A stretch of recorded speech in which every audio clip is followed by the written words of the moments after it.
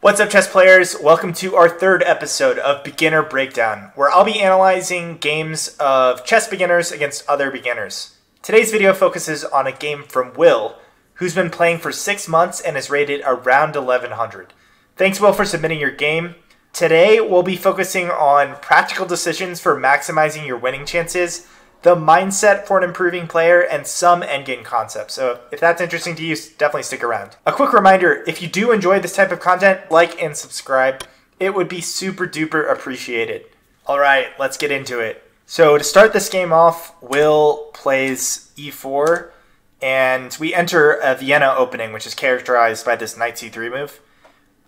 After a few more moves, Will aptly describes his position as a center position seeking to play an eventual f2 to f4 pawn break after securing the pawn in e4 with d3. It is excellent that you can articulate your plan so succinctly, and that's one of the things I like about the Vienna Opening for beginners. You have a very clear objective here strategically, and let's see if Will manages to achieve that aim. In response, Black develops their knight, which is a sensible developing move. White continues their plan of defending this e4 pawn by pushing the d pawn. And Will asks, I get this position in my game a lot. A question for you, how in-depth should I be going into opening positional analysis? My quick answer for you is you should definitely feel comfortable in your opening repertoire. So if it's a position you see commonly, I would definitely recommend studying some of the themes and ideas in this position. But I would emphasize you should feel comfortable with the moves you're playing. So you don't need to be playing the most precise grandmaster moves, but you do need to understand the plans of the moves that you're making.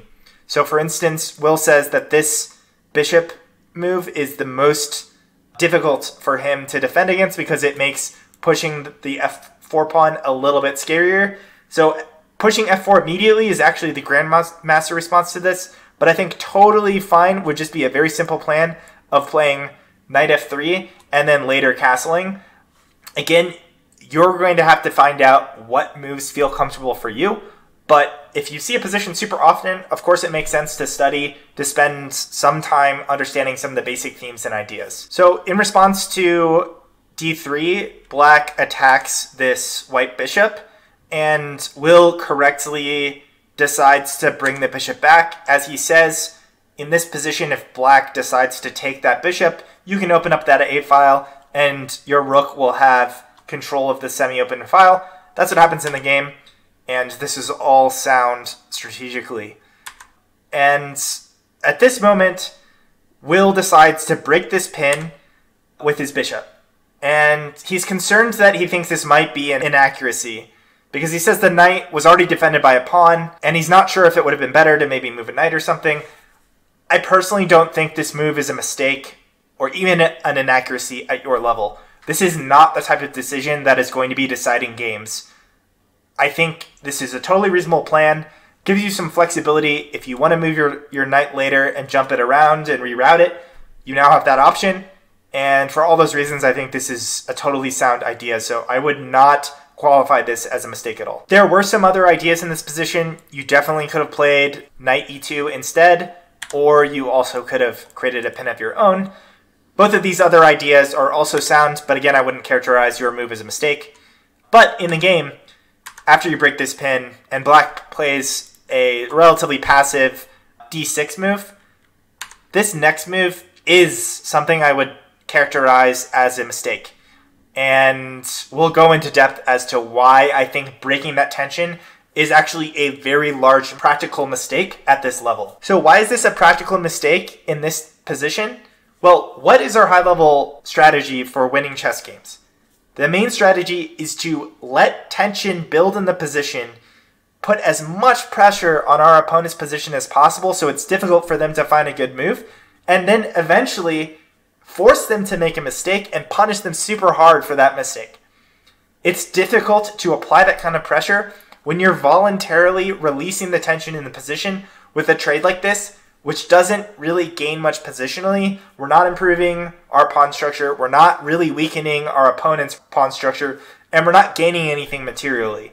So when there aren't any concrete material or positional gains from a trade, we want to develop the habit of being comfortable with that tension and avoiding trades like this. To use a silly analogy, this is like you're an MMA fighter and you've been training your whole life to use your arms and legs as deadly weapons and to maneuver around your opponent to gain an advantage. And yet you've agreed here, you're going to fight this guy with only a single limb and you're not going to move at all. You're going to be stationary the whole time. Is it possible for you to win? Sure, it's still possible, but you're not maximizing your winning chances. And that's why I would characterize this as a practical mistake. So at this level, let's focus on allowing that tension in the position and work on your tactics so that when your opponent crumbles under that massive tension you've created, you're going to be able to gain an advantage. So instead of playing this knight move and releasing the tension as we see in the game, a much better idea is just moving the knight and finishing your development and castling. There are probably some other moves that are also fine here, but again, let's not release that tension. In the game, we see a massive liquidation of material, and after this series of exchanges, white is left with double pawns in the center, and this sort of pawn structure is not super advantageous or anything. This super forward pawn is potentially a target in the future. We don't really have a lot of concrete advantages here as white, and we still haven't finished development. Black is actually looking to develop quite quickly. The bishop's coming out. The bishop already actually controls a whole number of squares, and black is going to castle really easily. So I don't think we have any real positional advantage here, other than maybe the semi-open file. So play continues. Instead of finishing their development, black plays this pawn move. I assume the intent behind this is maybe to make it a little bit more difficult to play c4 and to grab some space. I think more accurate for black would be to castle. Anyways, as play continues, we have a few more developing moves. And in this position, after black castles, white decides to offer another trade. So again, I'm not going to belabor this point, but what have we achieved after this trade of queens?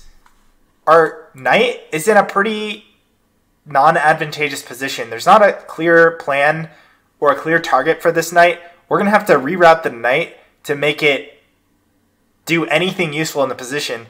And we can't even jump to this square. So what are we doing? Like, what was the whole point of this trade? I don't think we really gained anything. So I wouldn't have recommended this trade. I don't think you gained any concrete advantage. I would have liked to see you just castle. So here black makes a pretty big mistake in my view. Instead of developing their rooks or maybe playing h6, they push the central pawn, which creates an outpost square. So if you're unfamiliar with an outpost square, the idea is that this square is not attackable by black's pawns. So because there's no pressure, we can stick our knight here, and it's going to be a huge thorn in black's side. Black is going to be forced to respond to this. But instead of jumping into this outpost square, white retreats the knight. Let's compare these two moves. If we retreat, what are we threatening? We don't have any active threats. If we go back, playing this outpost square, well, there's a concrete threat. This pawn is under attack, and this rook is under attack. So the rook is going to have to move and defend this pawn, and we force black to play reactively. That sort of play, where we have the initiative, we're dictating the pace of the game, is really something that we're after strategically. And this other knight move is just a bit passive. So I think you had an advantage here if you had played your knight into that outpost square. Black responds to this by pushing their pawn, attacking your knight, and you retreated your knight, which you're obviously forced to do. However, we have a couple of different options here for retreating the knight. The move you chose, I think, was one of the worst options in the position. So better, I think, would have been either bringing the knight forward, which allows you to threaten jumping into this outpost square again. Maybe you're forcing black to play bishop to b8 and try to defend against this idea. But again, you're making black respond to your threats. The move you played, what is this knight doing? If anything, you've dominated your own knight by your opponent's pawns. So your opponent, their pawns are covering most of the squares that your knight wants to go. And you can't even really jump your knight in here, or we're just getting kicked around. So if we played some random move for black, and you tried to jump your knight in, what have we accomplished? I just get kicked out immediately by the pawn. So looking back, I think you could have played to c3 with the idea of jumping into b5 and threatening these two weak pawns, where, again, this is where your strength is in the position. You're controlling the semi-open file. So in this position, Will makes a somewhat counterintuitive and interesting decision. He notes that it's a bit odd that he hasn't castled yet, but rather than castling, he wants to keep his king active, and he centralizes the king. I'm not going to characterize this as a mistake, actually, which may be surprising to some. If you're doing this in the opening, you Bong Cloud fanatics, I don't think that's a good idea. But here, given that the queens are off the board, we just have a knight and my opponent has a bishop. Our risk of getting checkmated in the center of the board is relatively low. So moving that king into the center, I don't think is a mistake. I think it's an interesting idea. Maybe not the most accurate, but certainly not a mistake in this type of position. So black goes for a kingside pawn storm, grabbing some more space on the king side, and Will reroutes his knight. Excellent that you recognize your knight was probably your worst positioned piece, given that it was boxed in by all these pawns. So swinging this knight over to a better square is a good plan. Black pushes this c-pawn, attempting to undermine the central pawn structure. And I think this is a good idea from black. Will says here, black is trying to free up this blocked bishop, and d takes c6 would be good for my opponent, as the bishop will then be attacking my pawn on g2 and x-ray my rook on h1. Excellent that you are recognizing this long diagonal. However, I think you stopped your analysis one step too early. After pawn takes, bishop takes, if we play a random move like b4, attempting to maybe push for b5, you may think that you've dropped a pawn, but in reality, this is going to work out in white's favor after we play rook to g1, attacking the bishop. After the bishop moves, we're taking this pawn with check, and after the king moves, we're winning another pawn. So this is a huge advantage for white. So it's very important that you don't terminate your calculation too quickly, especially after your opponent takes something like a pawn of low value.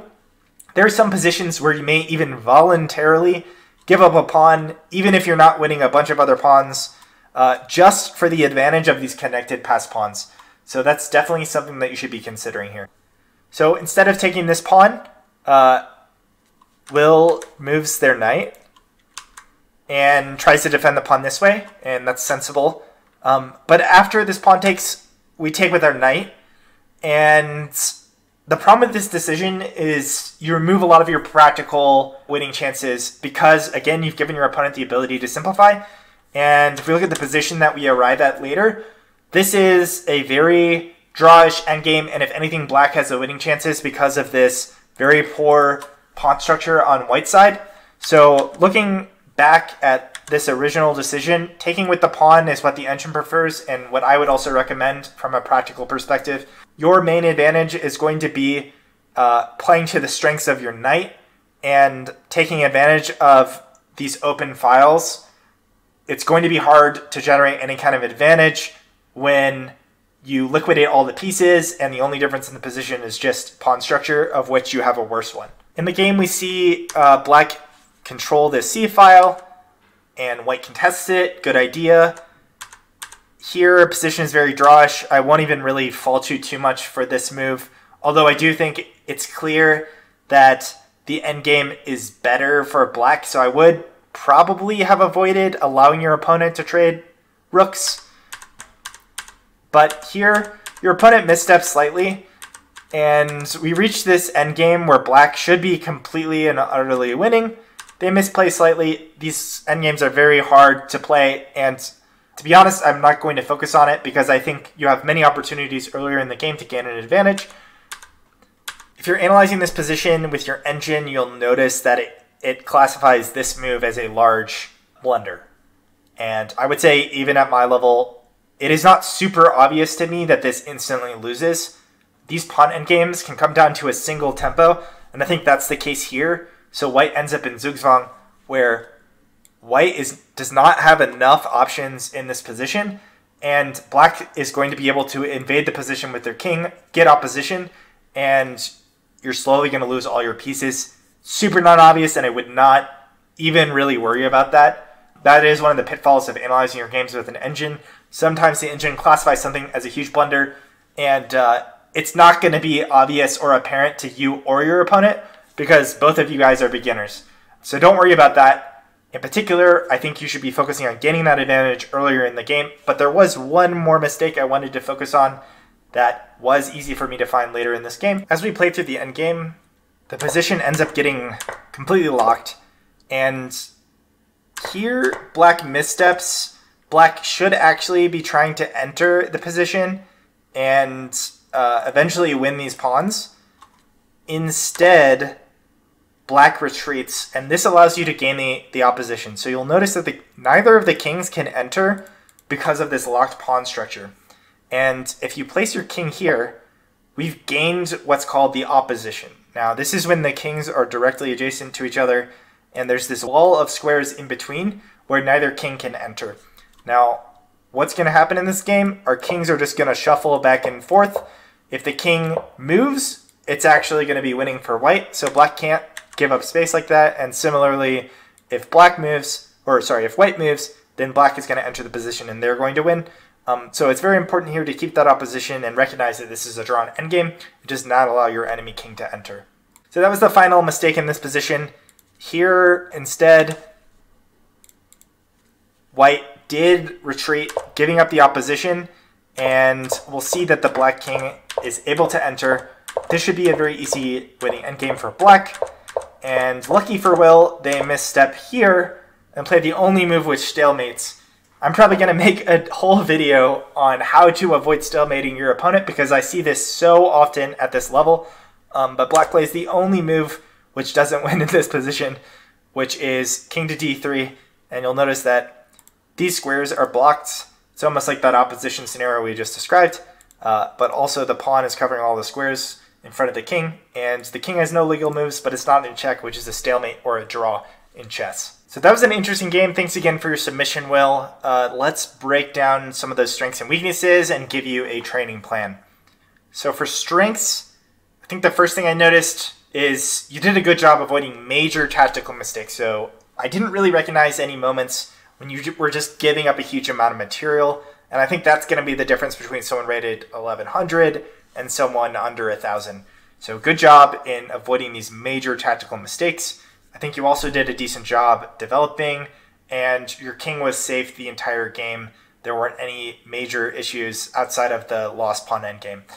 So excellent job there. So for weaknesses, I think the biggest one and the most thematic thing is I think you are afraid of tension or uncomfortable with tension in the position. And this may also be the reason we didn't really see many tactical combinations. I think it is very easy to build an advantage at this rating through simple tactical combinations. So if you can develop some more comfort with tension and also work on those tactics, I think it will generate an advantage for you in many positions. One other thing was there was one position where you stopped your analysis short. You looked 2 or 3 moves deep, and if you had looked 4 or 5, you would have seen that actually giving up a pawn wasn't so bad because you gained a huge initiative after you lost that pawn. That's something which you can also develop through practicing tactics. And the final thing related to tension is when you did trade, when you did resolve that tension, it wasn't clear that you had a plan. In your analysis, it wasn't clear the intent behind releasing that tension other than just being uncomfortable.